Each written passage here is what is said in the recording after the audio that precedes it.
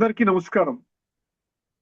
సంస్కృతి సంపద YouTube channel తరపున అందరికీ స్వాగతం. శ్రీమద్ భగవద్గీత ఆధ్యాత్మిక రహస్యాలు అనే శీర్షికలో శ్రీ త్రినాథ్ గారు ధారావాహిక ప్రసంగం చేస్తున్నారు. వారి ధారావాహిక ప్రసంగంలో ఈరోజు 681వ ప్రసంగం చేస్తున్నారు. శ్రీ త్రినాథ్ గారికి స్వాగతం. నమస్కారం అండి. శ్రీమద్ భగవద్గీత ఆధ్యాత్మిక రహస్యాలు. ఓం శాంతి. శ్రీమద్ భగవద్గీత ఆధ్యాత్మిక రహస్యాలు ఈ యొక్క కార్యక్రమాన్ని వీక్షిస్తున్నటువంటి సోదర సోదరిమణులందరికీ కూడా హార్దిక స్వాగతం, సుస్వాగతం, నమస్సుమాంజలి అండి. ముందుగా మనము ధార్మికము ఆధ్యాత్మికము ఈ విషయంపై మనం చర్చిస్తున్నామండి. ఈ యొక్క ముఖ్యమైనటువంటిది మీ దృష్టికి తీసుకుని వస్తున్నానండి. ఒక మంత్రం అన్నమాట. మనం ఈ మధ్య మంత్రాలు చెప్పుకుంటున్నాం. ప్రతి ఒక్క ఎపిసోడ్లో ఒక్కొక్క మంత్రం ఏదైతే కొన్ని ప్రాచుర్యం పొందినాయో అవన్నీ మనం చర్చించుకుంటున్నాం. ఆధ్యాత్మిక దృష్టికోణంలో చర్చించుకుంటున్నాం. ఇప్పుడు ఈ ఎపిసోడ్లో మనం ప్రారంభించుకునేటువంటి మంత్రం అద్భుతమైన మంత్రం అండి. అది అత్యంత ప్రసిద్ధమైనటువంటి ఒక శాంతి మంత్రము. అది అందరికీ తెలుసును కూడా, చాలామంది విని ఉంటారు. అర్థమైందండి. ఇది ఎక్కడ, దీని ఆరిజిన్ ఏంటంటే శుక్ల యజుర్వేదానికి చెందినది. శుక్ల యజుర్వేదానికి అంటే వేదాలకి చెందినది అన్నమాట, శుక్ల యజుర్వేదము. అర్థమైందండి. అదేవిధంగా ఈశావాస్య ఉపనిషత్తు శాంతి మంత్రంగా కూడా ఇది ప్రసిద్ధికి ఎక్కిందండి. ఈశావాస్య ఉపనిషత్తు. ఇదే శాంతి మంత్రం మళ్ళీ బృహదారణ్యక ఉపనిషత్ పఠనానికి ముందు కూడా సంప్రదాయంగా పఠించబడుతుంది. చూసారా ఎంత అద్భుతంగా ఉందో. శుక్ల యజుర్వేదానికి చెందినది, ఈశావాస్య ఉపనిషత్ శాంతి మంత్రంగా ప్రసిద్ధికెక్కినది. మరియు బృహదారణ్యక ఉపనిషత్తు ప్రారంభంలో కూడా ఈ యొక్క మంత్రాన్ని పఠించటం ఒక ఆనవాయితీగా వస్తోందండి. ఏమిటండి ఆ మంత్రం? మీకు ఇప్పటికే గ్రహించే ఉంటారు. ఓం పూర్ణమద పూర్ణమిదం. ఇది మంత్రం యొక్క స్టార్టింగ్ 3 శబ్దాలు. ఓం పూర్ణమద పూర్ణమిదం. అర్థమైందండి. దీని యొక్క లోతుల్లోకి వెళితే అద్భుతమైనటువంటి జ్ఞానం మనకి లభిస్తుందండి. ప్రతి దానిలో కూడా మనం తత్వాన్ని అర్థం చేసుకోగలిగితే ఒక్క మంత్రము ద్వారా మన జీవితం పరివర్తన అవుతుందండి. ఇది చాలా ముఖ్యమైన విషయం, మీరు గమనించవలసింది. అర్థమైందండి. ఒకసారి మంత్రాన్ని మీరు జాగ్రత్తగా వినండి. ఓం పూర్ణమదం పూర్ణమిదం, ఓం పూర్ణమద పూర్ణమిదం, పూర్ణాత్ పూర్ణముదచ్యతే, పూర్ణస్య పూర్ణమాదాయ పూర్ణమేవావశిష్యతే. వినే ఉంటారు కదా. అర్థమైంది మీకు. ఓం పూర్ణమద పూర్ణమిదం, పూర్ణాత్ పూర్ణముదచ్యతే, పూర్ణస్య పూర్ణమాదాయ పూర్ణమేవావశిష్యతే. ఇప్పుడు ఈ మంత్రము ధార్మికంలో కేవలం చదువుకుంటున్నాం, కానీ దీని యొక్క తత్వాన్ని మనం అర్థం చేసుకోవటం లేదు. ముఖ్యంగా నేను ఆ దృష్టితో నేను చర్చిస్తూ ఉన్నాను. అర్థమైందండి. ఒక్కసారి ప్రతి పదాన్ని మనం అర్థం చేసుకునే ప్రయత్నం చేస్తే అందులో ఉన్న లోతైన తత్వము చాలా సులభంగా అర్థమవుతుందండి. పూర్ణమద అంటే ఏమిటి? ఓం అంటే ఏంటి? పరమాత్మ. ఆత్మ పరమాత్మని ఓం అని అంటారు, ప్రణవనాదం అంటారు, గీతలో కూడా చెప్పాడు. అర్థమైందండి. పూర్ణమద అంటే ఏంటి? భగవంతుడు పరిపూర్ణం అండి. భగవంతుడు పర్ఫెక్ట్ అన్నమాట. అర్థమైందండి. అనంతమైనటువంటి వాడు, సంపూర్ణమైనటువంటి వాడు అనమాట. ఓం పూర్ణమద పూర్ణమిదం అంటే ఆయన సృష్టించిన ఈ జగత్తు కూడా పూర్ణమే కదా. అదనమాట పూర్ణం. అదహ అంటే అది, ఇదహ అంటే ఇదం అంటే ఇది. అది ఏంటి? పరమాత్మ సంపూర్ణుడు, పరిపూర్ణుడు, అనంతుడు. ఆయన సృష్టించినటువంటి సృష్టి కూడా అది కూడా పరిపూర్ణము. అంటే సత్యయుగంలో ఎలా సృష్టించాడు చెప్పండి? భగవంతుడు ఏమన్నా కలియుగాన్ని సృష్టించాడా? భగవంతుడు కలియుగాన్ని సృష్టించలేదండి. పరిపూర్ణమైనటువంటి ఆత్మతత్వంలో జీవించే మనుషుల్ని అక్కడ సృష్టించాడు. అందుకని అక్కడ 33 కోట్ల దేవీ దేవతలు అంటారు. వాళ్ళు మనుషులు అనరు, వాళ్ళు దివ్య గుణాలతో ఉంటారు. భగవంతుని యొక్క సృష్టి, ప్రథమ సృష్టి, కాలచక్రంలో ప్రథమ యుగము, 2 యుగాలు. ప్రథమ యుగము ఇంకా అత్యున్నతమైనటువంటి సత్యయుగం అనేది, కృతయుగం అనేది. అర్థమైందండి. సో పూర్ణమిదం అంటే ఈ జగత్తు కూడా తన ఉద్దేశములో సంపూర్ణమైనదే. పూర్ణాత్ పూర్ణముదచ్యతే. పూర్ణాత్ పూర్ణముదచ్యతే అంటే ఏమిటి? ఆ పరమాత్మ, సంపూర్ణమైనటువంటి పరమాత్మ నుండి ఏమైనా అసంపూర్ణ జగత్తు వస్తుందా చెప్పండి? ఒకవేళ అసంపూర్ణ జగత్తు వచ్చినట్లయితే భగవంతుడిని సంపూర్ణము, పరిపూర్ణము, అనంతము ఈ విధంగా ఎందుకంటామండి మనం? అనడానికి అవకాశం లేదు కదా. అందుకని పూర్ణాత్ పూర్ణముదచ్యతే అంటే ఆ సంపూర్ణమైన పరమాత్మ నుండి సంపూర్ణమైన జగత్తు ఉద్భవిస్తుంది. సంపూర్ణమైనటువంటి పరమాత్మ నుండి సంపూర్ణమైనటువంటి మానవ సృష్టితో కూడుకున్న ఈ జగత్తు ఉద్భవిస్తుంది. అర్థమైందండి. తర్వాత ఏమన్నాడు? పూర్ణస్య పూర్ణమాదాయ పూర్ణమేవావ శిష్యతే. ఇప్పుడు ఏమంటున్నాడు? ఈ సంపూర్ణము నుండి మనం సంపూర్ణం అంటే పర్ఫెక్ట్ అంటున్నాం భగవంతుణ్ణి, పర్ఫెక్ట్ ఇన్ఫినిట్ అంటున్నాం, అనంతం అంటున్నాం. ఈ పర్ఫెక్ట్ నుండి మనం ఆ పర్ఫెక్షన్ లాగేసుకున్నాం అనుకోండి, ఆయన ఏమైనా ఇంపర్ఫెక్ట్ అవుతాడా? ఇదనమాట విషయం.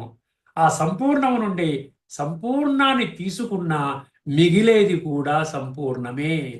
పూర్ణాత్ పూర్ణస్య పూర్ణమాదాయ పూర్ణమేవావశిష్యతే.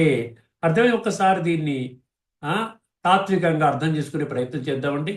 ఈ మంత్రము పరబ్రహ్మ యొక్క సంపూర్ణత్వాన్ని, అనంతత్వాన్ని బోధిస్తుంది. పరబ్రహ్మ అంటే పరమాత్మ, భగవంతుడు, నిరాకారుడు, ఈశ్వరుడు. అర్థమైందండి.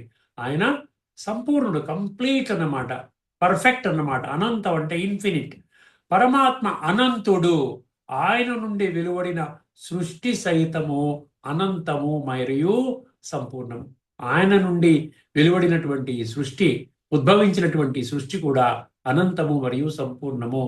అనంతమైన పరమాత్మ నుండి అనంతమైన సృష్టి వ్యక్తమైనా కూడా, అనంతమైన పరమాత్మ, చాలా జాగ్రత్తగా వినండి, చాలా సులభంగా అర్థమవుతుందండి. అనంతమైన పరమాత్మ నుండి అనంతమైన సృష్టి వ్యక్తమైన పరమాత్మ యొక్క అనంతత్వము లేక సంపూర్ణత్వము ఏమాత్రము తగ్గదు. ఇదనమాట విషయం అక్కడ. అర్థమైందండి. ఇక్కడ పూర్ణం అంటే కేవలం నిండి ఉండడము కాదు, కేవలం కంప్లీట్. పూర్ణం అంటే సంపూర్ణం అని ఒకటే కాదు, దాని యొక్క లోతైన అర్థంలోకి వెళితే అనంతము అంటే ఇన్ఫినిట్, సంపూర్ణము అంటే కంప్లీట్, అవిభాజ్యము అంటే ఇండివిజిబుల్, నిత్యము అంటే ఎటర్నల్. ఇవన్నీ భగవంతుడి యొక్క లక్షణాలు, ప్రాథమిక లక్షణాలు అన్నమాట. లోపరహితము అంటే పర్ఫెక్ట్. అర్థమైందండి. పరమాత్మ అనంతుడు. అనంతమైన పరమాత్మ తన అనంతమైన జ్ఞానాన్ని, శక్తిని అనేక ఆత్మలకు ప్రసాదించిన ఆయన అనంతత్వము, సంపూర్ణత్వము ఏమాత్రము తగ్గదు. ఎంత అద్భుతంగా ఉందో చూసారా? ఎప్పుడైనా మనం చర్చించుకున్నాం ఈ విషయాలు? చెప్పండి, ఎవరైనా మనకి ఈ విధంగా అర్థం చేయించారా? ఒక్కసారి ఆధ్యాత్మిక దృష్టికోణంలో పెడదామండి ఇదే శ్లోకాన్ని, ఇదే మంత్రాన్ని.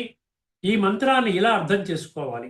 పరమాత్మ విషయములో ఉపనిషత్తు ఏం చెప్తోంది? ఉపనిషత్తు అంటే రెండు ఉపనిషత్తులు చెప్పారు, ఈశావాస్య మరియు బృహదారణిక. స్టార్టింగ్లో ఇది ఆనవాయితీగా చదువుతారు. ఏం చెప్తోందంటే పరమాత్మ అనంత జ్ఞాన సాగరుడు, పరమాత్మ అనంత శక్తి సాగరుడు, పరమాత్మ అనంత ప్రేమ సాగరుడు. ఇంకా ఎన్నో గుణాలు ఉన్నాయి, ముఖ్యంగా మూడు తీసుకున్నాడు. ఒకటి జ్ఞానము, శక్తి, ప్రేమ.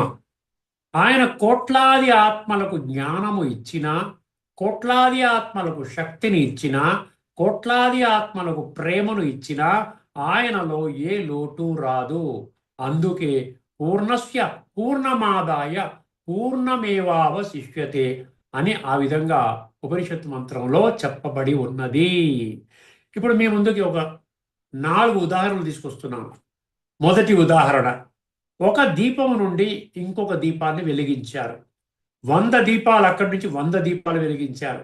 లేక 1,00,000, ఏదో 1,00,000 దీపార్చన అని ఏదో ప్రోగ్రాం పెడుతున్నారు చూసారా, 1,00,000 కోటి దీపాలు వెలిగించారు. ఎక్కడైనా మొదటి దీపం వెలుగు తగ్గుతుందా? తగ్గదు. ఇదే అనమాట పూర్ణస్య పూర్ణమాదాయ పూర్ణమేవావశిష్యతే. దీని భావం ఇదే అనమాట.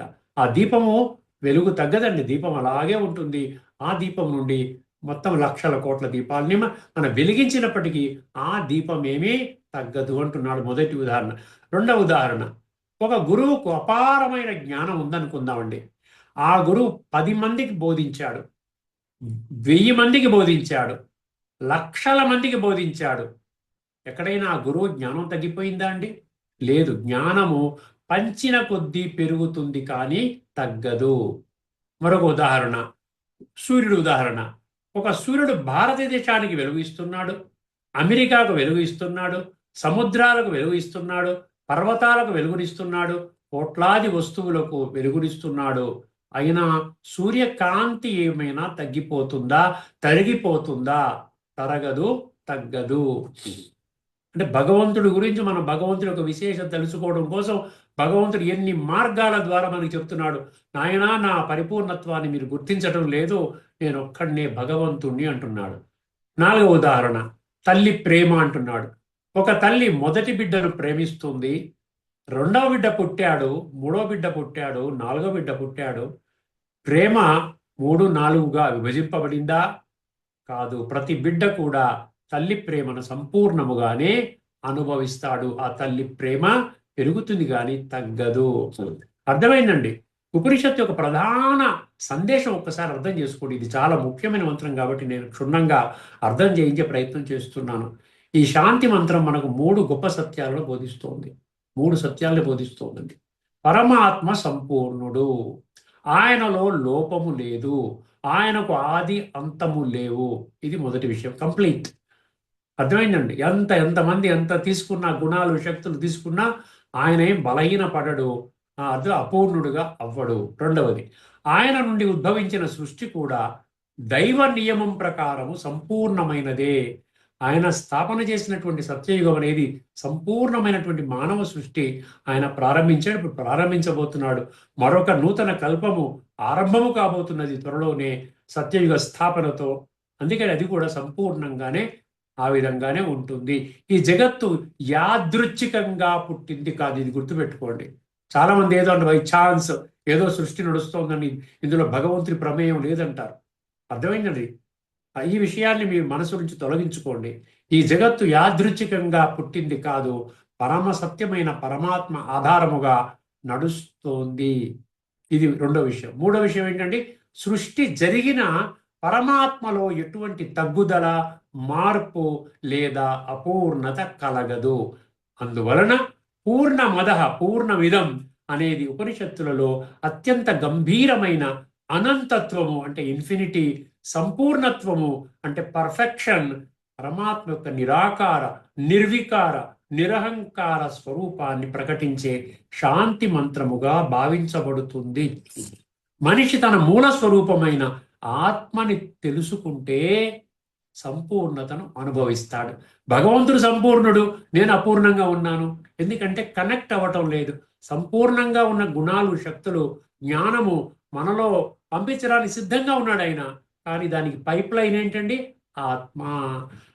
అర్థమైందండి? అందుకని జ్ఞానం అంటే ఆత్మ, ఆత్మ యొక్క ఉదయం, దాన్నే జ్ఞానోదయం అంటాడు. జ్ఞానోదయం అంటే మిమ్మల్ని మీరు ఏదో శాస్త్రాలను తెలుసుకున్నాం బాగా కంటోపాఠం, అది కాదు జ్ఞానోదయం. జ్ఞానోదయం అంటే నేను నా యొక్క మూల స్వరూపాన్ని స్పష్టంగా అర్థం చేసుకుని అనుభవంలోకి తీసుకొని వచ్చాను. మనిషి తన మూల స్వరూపమైన ఆత్మని తెలుసుకుంటే సంపూర్ణతను అనుభవిస్తాడు. అసంపూర్ణతా భావము దేనితో వస్తుంది? అసంపూర్ణతా భావము అజ్ఞానముతో వస్తుంది. పరమాత్మతో మనస్సు, బుద్ధి ద్వారా సంబంధాన్ని జోడించినప్పుడు, అంటే ఈ రాజయోగ ప్రక్రియ అన్నమాట. మనసు, బుద్ధి ద్వారా పరమాత్మతో సంబంధాన్ని జోడించినప్పుడు అంతరంగములో శాంతి, తృప్తి, సంపూర్ణత అనుభవం అవుతాయి. ఎంత అద్భుతమైనటువంటి మంత్రం చూసారా? ఇది భగవంతుని యొక్క పరిపూర్ణ స్థితి. అదేవిధంగా ఆయన సృష్టి యొక్క పరిపూర్ణ స్థితి గురించి మనకి స్పష్టంగా ఈ విధంగా ఆ మంత్రం ద్వారా అర్థం చేయించడం జరిగిందండి. ఇప్పుడు మనం 18వ అధ్యాయంలోని 68, 69 భగవంతుడు ఏమంటున్నాడు? ఈ రహస్యాలని చెప్పండి బాబు అంటున్నాడు. ఈ రహస్యాలు మీరు తెలుసుకొని ముందు మీరు నాకు సత్యమైన భక్తులుగా మారి అజ్ఞానములో ఉన్నటువంటి భక్తులకు, యోగ్యులైన భక్తులు అంటే వినడానికి ఇష్టమైనటువంటి భక్తులకి మీరు చెప్పండి. చెప్పినట్లయితే మీరు నాకు అత్యంత ప్రియులు, మీకంటే ప్రియమైనటువంటి వాళ్ళు ఈ యొక్క సమయంలో కానీ భవిష్యత్తులో కానీ మీకంటే గొప్పవాళ్ళు నాకు ఉండరు. ఇది 1868, 1869 బోధిస్తున్నటువంటి లోతైన తత్వము. ఇప్పుడు మరొక శ్లోకాన్ని, ఇదే విషయాన్ని సమర్థించే మరొక గీతా శ్లోకాన్ని మీ దృష్టికి తీసుకొని వస్తున్నానండి. అది 4వ అధ్యాయంలోని 33వ శ్లోకము. ముందుగా శ్లోకాన్ని వినండి. శ్రేయాన్ ద్రవ్యమయాత్ యజ్ఞ జ్ఞానయజ్ఞ పరంతప సర్వం కర్మాఖిలం పార్థ జ్ఞానేన పరిసమాప్యతే. అద్భుతమైన మంత్రం అండి. ఎందుకంటే వర్తమానంలో మనం అనేక రకాల యజ్ఞాలు మనం చూస్తున్నాం. ఈ యజ్ఞాల గురించి కూడా 4వ అధ్యాయంలో ఒక 6-7 శ్లోకాల్లో వర్ణించడం జరుగుతుందండి. అందులో ముఖ్యంగా ప్రస్తావన ద్రవ్య యజ్ఞము, జ్ఞాన యజ్ఞం. మిగతా అన్ని యజ్ఞాలు కూడా ధనముతో కూడుకున్న యజ్ఞం అండి. ఒక జ్ఞాన యజ్ఞం మాత్రం ఒక పైసా కూడా మీకు ఖర్చు అవ్వకుండా మీరు ఆ యజ్ఞంలో పాల్గొనవచ్చు. ఆ యజ్ఞము ద్రవ్య యజ్ఞం కంటే గొప్పది కాబట్టి, అంటే సర్వోత్కృష్టమైన సర్వోన్నతమైనటువంటి ప్రాప్తిని మనం పొందగలుగుతాం. చూసారా, రూపాయి ఖర్చు కాకుండా సర్వోన్నతమైన ప్రాప్తి. లక్షల కోట్లు ఖర్చు పెట్టుకుని పెద్ద పెద్ద యజ్ఞాలు చేస్తాం చూసారా, దాని వలన కంటే ఈ జ్ఞాన యజ్ఞం అత్యున్నతమైన ప్రాప్తి. అంటే వీళ్ళు సత్యత్రేతాయుగాల్లోకి వస్తారు, స్థూల యజ్ఞాలు చేసేటువంటి వాళ్ళు రారు. ఇదనమాట కారణం. మీరు 4వ అధ్యాయంలో మీరు తిరగేసినట్టయితే ఒక 6-7 శ్లోకాలు ఉంటాయి. అందులో లాస్ట్లో ఏమంటాడు, ఈ స్థూల ద్రవ్య యజ్ఞాల, ద్రవ్యం అంటే ధనం అండి, అంటే డబ్బుతో కూడుకున్నది. ఇప్పుడు మీరు యజ్ఞం చేయాలంటే, మీరు నా దగ్గర ఏం డబ్బు లేదండి, యజ్ఞం చేయదలుచుకున్నానంటే యజ్ఞం చేయగలుగుతారా? చేయలేరు. దాని స్థలాన్ని మీరు అద్దెకి తీసుకోవాలి, అక్కడ మంటపం ఉంటుంది, ఋత్వికుల్ని పిలవాలి, అక్కడ సౌండ్ సిస్టమ్ ఏర్పాటు చేయాలి, ఎంతమంది వస్తారో అంతమంది కుర్చీలు ఏర్పాటు చేయాలి, అంతమందికి భోజనాలు ఏర్పాటు చేయాలి. ఎంత ఖర్చు ఉందండి? ఇదన్నమాట, ద్రవ్య యజ్ఞంలో అంత ఖర్చు ఉంటుంది.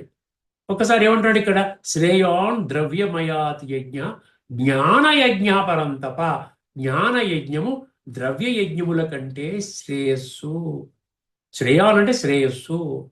అదే ఓ అర్జున, ద్రవ్యాలతో, ద్రవ్య యజ్ఞాలతో, ద్రవ్యాలతో అంటే ధనముతో అనమాట, చేసే యజ్ఞాల కంటే జ్ఞాన యజ్ఞమే శ్రేష్టమైనది. ఎందుకంటే సమస్త కర్మల పరమ లక్ష్యము పరిపూర్ణ జ్ఞానములోనే ముగుస్తుంది. జ్ఞానములో ఈ కర్మల ముగియడం అంటే ఏంటండి, మనం చేసే ప్రతి కర్మ, అది మంచి కర్మ అయితే మంచి సంస్కారాలు, చెడు కర్మ అయితే చెడు సంస్కారాలు, మధ్యస్థంగా మంచి చెడుగా ఉంటే మధ్యస్థంగా రజోగా ఉంటాం. సాత్విక, రాజసిక, తామసిక సంస్కారాలు మన కర్మల ఆధారంగా, మనం ముఖము నుండి, నోటి నుండి మాట్లాడే మాటల ఆధారంగా, మన మనసులో ఉత్పన్నమయ్యేటువంటి సంకల్పాల ఆధారంగా తయారవుతాయండి. అందుకని ప్రతిదీ, ప్రతి సంకల్ప, ప్రతి మాట, ప్రతి కర్మ అల్టిమేట్గా జ్ఞానం ఏం చేస్తుంది, ఫిల్టర్ చేసేస్తుంది. 3 సెక్షన్స్ అనమాట, సాత్విక, రాజసిక, తామసిక. నిన్ను అందులో పడేస్తుంది అనమాట. నువ్వు మంచిగా ఉన్నావంటే సాత్విక, తర్వాత మధ్యస్థంగా ఉంటే రాజసిక, రాజసికం అంటే ద్వాపరయుగంలో పుడతావు, కలియుగం అంతా, తామసికం అంటే కలియుగంలో పుడతావు, సత్యత్రేతాయుగాలు అంటే సాత్వికంగా ఉంటే పుడతావు. ఇదనమాట ఈ స్టెప్స్ కింద. అందుకనే ద్రవ్యయజ్ఞం కంటే జ్ఞానయజ్ఞం గొప్పది అని చెప్తున్నాడు. ఆధ్యాత్మిక దృష్టికోణాన్ని ఒక్కసారి అర్థం చేసుకోండి. ద్రవ్య యజ్ఞం అంటే బాహ్య వస్తువులను అర్పించడము కాదు. అర్పించడం. ద్రవ్యయజ్ఞం అంటే, జ్ఞానయజ్ఞం అంటే బాహ్య వస్తువులను అర్పించడం కాదు. ద్రవ్యయజ్ఞం అంటే బాహ్య వస్తువులను అర్పించడం. మనం ఏదో స్థూలంగా మనం రకరకాల వేస్తాం కదండి, ఏమంటారు, నవధాన్యాలు అంటారు, నెయ్యి వేస్తారు, అదే రకరకాల విషయాలన్నీ వేస్తారు, వస్తువులన్నీ వేస్తారు. ఇది ద్రవ్యయజ్ఞం అంటే డబ్బుతో కూడుకున్న యజ్ఞం అనమాట. జ్ఞానయజ్ఞం అంటే అజ్ఞానాన్ని తొలగించి, ఆత్మ అజ్ఞానంలో ఉంది, అది ఆత్మజ్ఞానమే లేదు, అదే అజ్ఞానం అనమాట. అజ్ఞానాన్ని తొలగించి ఆత్మకి ఏం చేస్తున్నాము, పరమాత్మ జ్ఞానాన్ని అందించటము. ఇది జ్ఞానయజ్ఞం అంటే అదనమాట. అర్థమైందండి. పరమాత్మక జ్ఞానం, ఆత్మతత్వం, ఆధ్యాత్మిక జ్ఞానం, సంపూర్ణ ఆధ్యాత్మిక జ్ఞానం, సృష్టి చక్ర జ్ఞానం, కర్మ సిద్ధాంతం, ఇవన్నీ కూడా ఆత్మకి అందించిన, అయినా నువ్వు ఆత్మవి, ఈ విధంగా నువ్వు కర్మలు చేసినట్లయితే నీ జీవితం సర్వాంగ సుందరంగా తయారవుతుంది. ఈ జ్ఞానయజ్ఞములో పరమాత్మ జ్ఞానదాత. ప్రతి ఒక్కరు యజ్ఞదాతలు ఉంటారు చూసారా, స్థూల యజ్ఞంలో కూడా. అవునండి, వీళ్ళు ఉన్నారండి, ఈ నలుగురు దంపతులు ఉన్నారండి, వీళ్ళు యజ్ఞం చేస్తున్నారు, పలానా వర్షం పడట్లనే, లేకపోతే వాళ్ళ పిల్లలు కలగాలని, లేకుండా వాళ్ళు ధనం వ్యాపారం చేస్తున్నారు, బాగా ధన సమృద్ధిగా అవ్వాలని, లేకపోతే ఉద్యోగంలో ప్రమోషన్ రావడం లేదు, వీళ్ళకి ప్రమోషన్ రావాలని ఏదో చేస్తున్నారు. ఒక కోరిక పెట్టుకొని, భౌతిక కోరికలు పెట్టుకొని వాళ్ళు చేస్తున్నారు. అందుకని వాళ్ళని ఏమంటారు, ఎవరైతే చేస్తున్నారో, ఎవరైతే ఆ ధనాన్ని సమకూరుస్తారో, మిగతా ఏర్పాట్లన్నీ చేస్తారో వాళ్ళని యజ్ఞదాతలు అంటారు. అదేవిధంగా ఇక్కడ ఈ యజ్ఞంలో ఎవరు దాతలు, పరమాత్మ జ్ఞానదాత, పరమేశ్వరుడు. అర్థమైందండి, భగవంతుడు జ్ఞానదాత. గీతా జ్ఞానము ద్వారా మనకి ఏం చేస్తున్నాడు, జ్ఞానాగ్ని ఇస్తున్నాడు. జ్ఞానం అనే అగ్ని, అక్కడ స్థూలమైన మంటపంలో మనం అగ్నిని మండిస్తాం కదా, ఇక్కడ జ్ఞానం అనే అగ్నిని మనకి మండిస్తున్నాడు భగవంతుడు. పరమాత్మ గీతా జ్ఞానదాత మనకు ఆ విధంగా గీతా జ్ఞానము ద్వారా ఆత్మలో ఉన్నటువంటి అందులో ఒక జ్ఞాన యజ్ఞాన్ని రగిలిస్తున్నాడు. దాని ద్వారా ఏమవుతుంది? అజ్ఞానము, దేహాభిమానము. దాంట్లో హవిస్సు అంటారు కదా, హవిస్సు అంటే నెయ్యి వేస్తాము, నవధాన్యాలు వేస్తాము, బియ్యం వేస్తాము, అన్నీ వేస్తాం కదా, పాలు వేస్తాము. ఇక్కడ హవిస్సు, దాన్ని హవిస్సు అంటారు. అర్థమైంది? హవిస్సు అంటే ఏంటి? అజ్ఞానాన్ని స్వాహ, దేహాభిమానము స్వాహ, పంచవికారాలు స్వాహ అంటే కామ, క్రోధ, లోభ, మోహ, అహంకారాలు. ఎందుకంటే ఇప్పుడు వర్తమాన సంక్లిష్టమైనటువంటి సమయము సంస్కార పరివర్తన చేసుకోవాల్సిన సమయము.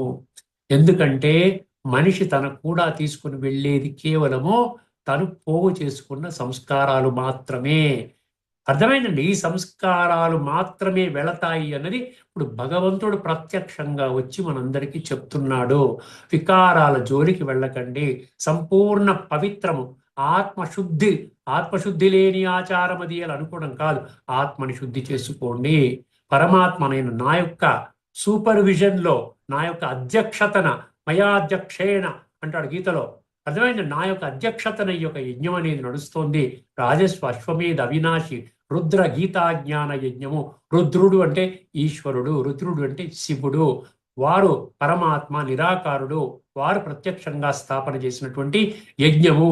ఈ యజ్ఞములో మనం ఇవ్వాల్సినటువంటి స్వాహ చేయవలసింది పంచవికారాలు, దేహాభిమానము, మనలో ఉన్నటువంటి అజ్ఞానము. అజ్ఞానం అంటే ఏంటి? నేను దేహం అనుకోవడం అనేది మొట్టమొదటి అజ్ఞానం అన్నమాట. దీన్ని ఏం చేయాలి? ఇవే హవిస్సు కింద ఈ యొక్క జ్ఞాన యజ్ఞములో వేసేస్తాం. దీనికి రూపాయి ఖర్చు ఉందా చెప్పండి? వేసేస్తాం. ఫలితం ఏంటి? దీని రిజల్ట్ ఏమవుతుంది? అక్కడ రిజల్ట్ ఏంటి? హోమం వేస్తామన్నీ చేస్తే అక్కడ వాళ్ళు అనుకున్నది వర్షం పడాలనుకున్నారని పడిందండి అని. సో ఫలితం దొరికింది వాళ్ళకి. అర్థమైందండి? ఈ విధంగా పిల్లలు కలగటం లేదన్నారు, బిడ్డ పుట్టిందండి. అర్థమైందండి? ఆ విధంగా అక్కడ ఫలితము. ఇక్కడ ఫలితం ఏంటి? ఇక్కడ ఫలితము ఆత్మశుద్ధి, ఇక్కడ ఫలితము యోగ స్థితి. ఇప్పటి వరకు నాకు యోగం అంటే ఆసనాలు అనుకున్నాను, ప్రాణాయామం అనుకున్నాను, ఇవన్నీ అనుకున్నాను. అర్థమైంది? పతంజలి యోగ సూత్రాల్లో అష్టాంగ యోగ సూత్రాలు అనుకున్నా నేను అక్కడ ఒక 6 సూత్రాలు పక్కన పడేసి కేవలం 2 సూత్రాలు మాత్రమే యోగాసనాలు, ప్రాణాయామం తీసుకున్నాను. దానివల్ల నాకు సమాధి స్థితి, అక్కడ పతంజలి యోగ మహర్షి ఏమన్నారు? సమాధి స్థితిలోకి రావడం కోసం నేను ఈ అష్టాంగ యోగ సూత్రాలు ఇచ్చాను అంటాడు. అర్థం? యమ అక్కడ నుంచి స్టార్ట్ అవుతుంది. అర్థమైందండి? అందుకే ఫలితం ఏంటి? ఆత్మశుద్ధి, రాజయోగ అభ్యాసం చేస్తాం కాబట్టి నిరంతరము యోగిక స్థితిలో ఉంటాము. తర్వాత ఏంటి? దివ్య గుణాల వికాసము. మనలో దివ్య గుణాల ప్రవాహం, దివ్య శక్తులు, దివ్య గుణాలు పరమాత్మ నుండి మనలోకి వస్తాయి. అందువలన జ్ఞాన యజ్ఞము సర్వయజ్ఞాలలోకి శ్రేష్టమైనది. అంటే భగవంతుడు ఎప్పుడు కూడా, భగవంతుడి టీచర్గా వచ్చాడనుకోండి, ఒక ప్రొఫెసర్గా, ఒక లెక్చరర్గా వస్తే లాజికల్గా చెప్తాడు, అంతేగాని మీకు ఏదో పుస్తకం చదివి చెప్పడండి ఆయన. అర్థమైందండి? లాజికల్గా ఎందుకు జ్ఞానయజ్ఞము శ్రేష్టము అన్న సంగతి చాలా స్పష్టంగా చెప్తూ ఉన్నాడు, చూసారా? అందువలన జ్ఞానయజ్ఞము అన్ని యజ్ఞాలలో శ్రేష్టమైనది. ఒకసారి ఇప్పుడు 1868, 69 ఈ 2 శ్లోకాలతో ఈ యొక్క 4:33 సంబంధం, ఆ కనెక్షన్ ఏమిటో అర్థం చేసుకునే ప్రయత్నం చేద్దాం. 4:33లో భగవంతుడు ఏం చెప్తున్నాడు? 4:33లో భగవంతుడు జ్ఞాన యజ్ఞమే శ్రేష్టమైన యజ్ఞము అని పూర్తి సాధికారతతో, సంపూర్ణ స్పష్టతతో ప్రకటించడము జరిగింది. అంటే ఏంటి? Absolute authority and abundant clarity, తిరుగులేని, తిరస్కరించలేని విధముగా. ఆ విధంగా ఆయన ఏం ప్రకటించాడు? జ్ఞాన యజ్ఞము కంటే గొప్ప యజ్ఞం ఈ భూమండలంపై లేదు, వర్తమాన సమయంలో లేదు అంటున్నాడు. 1868లో ఏం చెప్పాడు? ఆ జ్ఞాన యజ్ఞాన్ని ఆచరణలో పెట్టే విధానాన్ని చెప్పాడు. మీరు జ్ఞాన యజ్ఞం చేస్తున్నారు, సమృద్ధిగా గుణాలు, శక్తులు తెచ్చుకున్నారు, పరమాత్మని బ్రహ్మాండంగా ఎప్పుడు కావాలంటే అప్పుడు అనుభూతి చేసుకుంటున్నారు. మీ సమస్యలన్నీ ఆయనకి ఇచ్చేసి ఆయన చెప్పినటువంటి మార్గములు ధర్మ సంస్థాపనార్థాయ సంభవామి అన్నట్టుగా వారు నిర్దేశించినటువంటి కర్మలు చేస్తూ ఉన్నారు. మంచి ఫలితాన్ని పొందుతున్నారు, అద్భుతమైనటువంటి ఆనందాన్ని పొందుతున్నారు. మీకు అసలు మీకు దుఃఖాలు, కష్టాలు వచ్చినటువంటి సమస్యలు వచ్చినా దాన్ని ఇలాగా కొట్టిపాడేస్తూ ఉన్నారు. ఎందుకంటే మీలో ఆంతరికంగా బాగా శక్తి ఉంది, గుణాలు ఉన్నాయి, అర్థమైంది, ఇవన్నీ ఉన్నాయి. అప్పుడు మీరు ఏం చేస్తారండి? ఊరుకుంటారా? నలుగురికి చెప్పరా? మీలోనే ఉంచుకుంటారా జ్ఞానయజ్ఞం యొక్క ఫలితాన్ని? అందుకని ఇక్కడ ఏమంటున్నాడు? ఆ జ్ఞాన యజ్ఞాన్ని ఆచరణలో పెట్టే విధానాన్ని ఎక్కడ చెప్పాడు? 68లో చెప్పాడు. అజ్ఞానములో ఉన్నటువంటి నా భక్తులు, యోగ్యమైన భక్తులకు మీరు చెప్పండి అన్నాడు. మళ్ళీ ఏం చెప్పాడు తర్వాత? మీరు సంపూర్ణంగా అనుభూతి చేసి చెప్పండి అన్నాడు. అర్థమైందండి. ఇప్పుడు అందుకనే ఇక్కడ 4:33లో ఏం చెప్పాడు? జ్ఞాన యజ్ఞము ద్వారా పూర్తిగా సంపూర్ణంగా తయారైపోయాడు మనిషి. తన బిడ్డ భగవంతుని యొక్క జ్ఞాన యజ్ఞంలో పాల్గొని కొన్ని సంవత్సరాలుగా పాల్గొంటూ మంచిగా శ్రేష్టంగా తయారయ్యాడు. 18:68లో ఏం చెప్పాడు? ఇదం పరమం గుహ్యం మద్భక్తేష్వ విదాస్యతి. అంటే ఈ పరమ జ్ఞానాన్ని అర్హులైనటువంటి నా యొక్క భక్తులకు బోధించండి అన్నాడు. 18:69లో ఏం చెప్పాడు? అటువంటి జ్ఞానయజ్ఞాన్ని నిర్వహించేవాడే భగవంతునికి అత్యంత ప్రియుడని ప్రకటించాడు. ఇక్కడ జ్ఞానయజ్ఞాన్ని నిర్వహించిన వాడే భగవంతుడికి చాలా ప్రియుడంట. జ్ఞానయజ్ఞం అంటే ఏమీ లేదండి. జ్ఞానయజ్ఞం అంటే భగవంతుడి యొక్క సత్యమైనటువంటి ఆధ్యాత్మిక జ్ఞానాన్ని నలుగురికి బోధిస్తాడు. అది జ్ఞానయజ్ఞం చేయడం అంటే అదేనమాట. ఎందుకంటే స్థూల యజ్ఞం కాదు కదా, ఒక దగ్గర కూర్చొని చేసేది కాదు కదా. ఎక్కడికంటే అక్కడికి వెళ్ళిపోతాడు. ఎవరన్నా పిలిచారంటే వెళ్ళిపోతాడు, ఆనందంగా వెళతాడు, తన ఖర్చులతో వెళతాడు, ఎవరి నుండి ఒక రూపాయి ఆశించాడు, కీర్తి ప్రతిష్టలు ఆశించాడు, ఎటువంటి లాభాపేక్ష లేదు. ఎవరో గౌరవించాలి, గొప్పగా కీర్తించాలి, సన్మానం చెయ్యాలి, ఏమి కోరుకోడండి. ఎందుకంటే పరమాత్మకి చాలా ప్రియంగా అవుతాడు. పరమాత్మకి ప్రియంగా కావడం కంటే ప్రపంచంలో ఇంకెవరైనా దానికంటే గొప్పగా మనం ఏమన్నా చేయగలరా చెప్పండి ఒకసారి. అందుకనే జ్ఞాన యజ్ఞములోనే ఏముంది? ఎందుకు శ్రేష్టమైంది అంటే జ్ఞాన యజ్ఞాన్ని నిర్వహించేవాడు సహజంగానే, స్వతహాగానే, తనంతట తానే ఎవరు కనపడినా కూడా ఆయన భగవంతుని జ్ఞానం ఇది, నువ్వు స్వయంగా ఆత్మగా అనుభవం చేసి పరమాత్మని స్మృతి చేయడమే చక్కటి జ్ఞానం భగవంతుడు వచ్చి చెప్తున్నాడు నాయన. ఎందుకంటే ఆత్మపరంగా కనెక్ట్ అవుతారు కాబట్టి. ఆత్మపరంగా కనెక్ట్ అయినప్పుడు సోదర భావం అనేది ఉంటుంది, గుర్తుపెట్టుకోండి. సోదర భావం ఉంటుంది. సర్వమానవ సౌభ్రాతృత్వము, వసుదైవ కుటుంబకము, లోకా సమస్త సుఖినో భవంతు, సర్వే జనా సుఖినో భవంతు. కేవలం అనుకున్నంత మాత్రాన మనం ఏమి చేయకుండా, అనుకున్నంత మాత్రాన ఎవరి సుఖము మనం కోరుకోకుండా వసుదైవ కుటుంబకాన్ని ఎలాగ స్థాపన చేస్తాం ఒకసారి అర్థం చేసుకోండి. అందుకనే జ్ఞానయజ్ఞం చేయడం అంటేనే అది నలుగురికి కూడా జ్ఞాన దానాన్ని చేయటం అన్నమాట. భగవంతుడు జ్ఞానదాత అయితే మనం కూడా మాస్టర్ జ్ఞానదాతలము. అందుకని ఆ యజ్ఞాన్ని ఎలా చేయాలో 1868లో చెప్పాడు. ఆ జ్ఞాన యజ్ఞం చేసేవానికి లభించే భగవంతుని యొక్క ప్రియత్వం, దైవ ప్రియత్వం ఏదైతే ఉందో 69లో చెప్పాడు. ఒక్కసారి సారాన్ని మనం అర్థం చేసుకునే ప్రయత్నం చేసి ఈ యొక్క ఎపిసోడ్ని సంపన్నం చేసుకుందామండి. గీతలో అత్యున్నత యజ్ఞము జ్ఞాన యజ్ఞము. ఇది తిరుగులేని, తిరస్కరించలేని సత్యం. దీని జ్ఞానయజ్ఞం అంటే నేను ఆత్మని, నా తండ్రి పరమాత్మ, మనసు బుద్ధి ద్వారా పరమాత్మతో సంబంధాన్ని జోడించడమే రాజయోగం.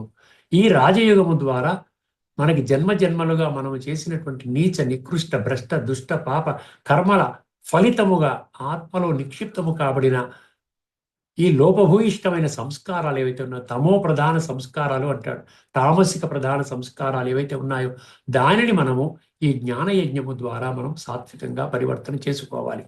అర్థమైందండి. అందుకనే ఇది అత్యున్నతమైనటువంటి యజ్ఞము, అత్యున్నత సేవ. గీతలో అత్యున్నత యజ్ఞం ఏంటంటే జ్ఞానయజ్ఞం 2 చెప్పాడు. గీతలో అత్యున్నతమైనటువంటి యజ్ఞం అంటే ఏంటి? జ్ఞానయజ్ఞం. అత్యున్నతమైనటువంటి సేవ అంటే ఏమిటి? జ్ఞానాన్ని ఇతరులకు పంచే సేవ. జ్ఞానాన్ని ఇతరులకు పంచే సేవ ఇది అత్యున్నతం. ఎందుకంటే పరమాత్మకి చాలా దగ్గర, ఇష్టమైన పని. ఎందుకంటే ఆయనకి శరీరం లేదు కదా.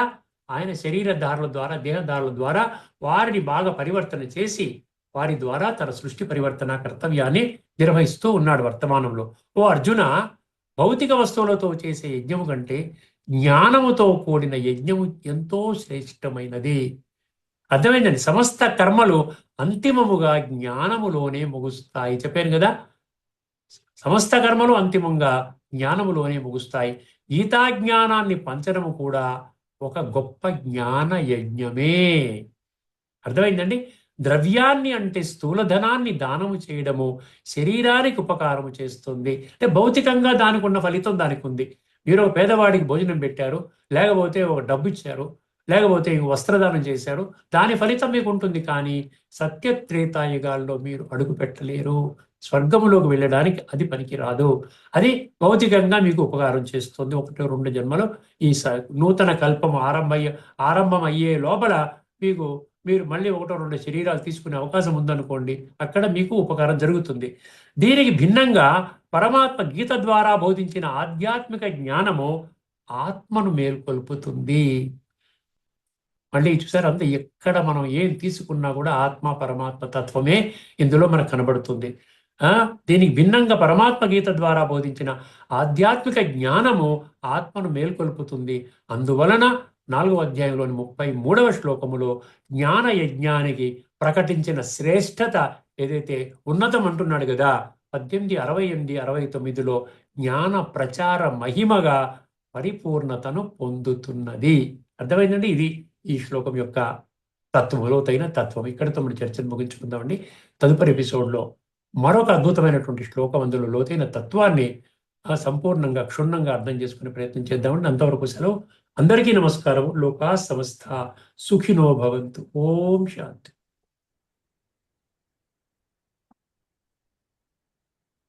శ్రీమద్ భగవద్గీత ఆధ్యాత్మిక రహస్యాలు అనే శీర్షికలో ధారావాహిక ప్రసంగం చేసిన శ్రీ త్రినాథ్ గారికి ధన్యవాదాలు.